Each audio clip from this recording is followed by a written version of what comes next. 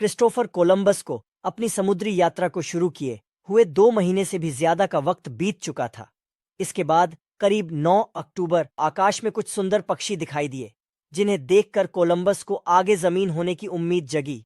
और फिर इसी के चलते क्रिस्टोफर कोलंबस ने अपने जहाजों को पक्षियों की दिशा में जहाज मोड़ने का आदेश दिया, और इसके करीब 3 दिन बाद कोलंबस ने जमीन पर पैर रखे। हालांकि कोलंबस उस वक्त ये सोच रहे थे कि उनके जहाज भारत पहुंच चुके हैं, लेकिन वास्तव में वे एक अमेरिकी कैरेबियाई द्वीप पर पहुंचे थे, जो कि बहामास का आइलैंड सैन सल्वाडोर था। इसके बाद कोलंबस ने अपना खोजी अभियान आगे जारी रखते हुए इसके कुछ हफ्तों के बाद कई अन्य कैरेबियाई द्वीपों की खोज की।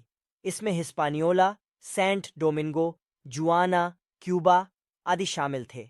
इन सभी खोजे हुए द्वीपों को मिलाकर कोलंबस ने उन्हें इंडीज नाम दिया।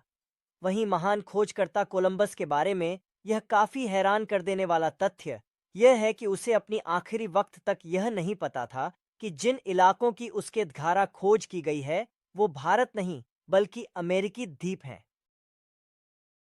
कोलंबस की यात्रा के करीब 5 वर्ष बाद वास्को डी गामा का सफर शुरू हुआ था। एक विशाल नौका के साथ उसने ये सफर 1497 में 200 से अधिक नाविकों के साथ शुरू किया था। उसके साथ 4 और जहाज भी थे। वास्को भारत की खोज करते करते पहले अफ्रीका पहुंच गया। वहां उसको पता चला कि ये वो जगह नहीं है जिसकी खोज उसको करनी है। उसको अभी लंबा रास्ता तय करना था। यही सोचकर वो कैप ऑफ गुड होप से हिंद महासागर में दाखिल हुआ। लेकिन इस लंबे और थका देने वाले सफर में उसके कई साथी बीमार भी पड़ गए और उनका खाने का सामान भी खत्म होने लगा था। इसको देखते हुए उन्होंने मोजाम्बिक में रुकने का फैसला किया।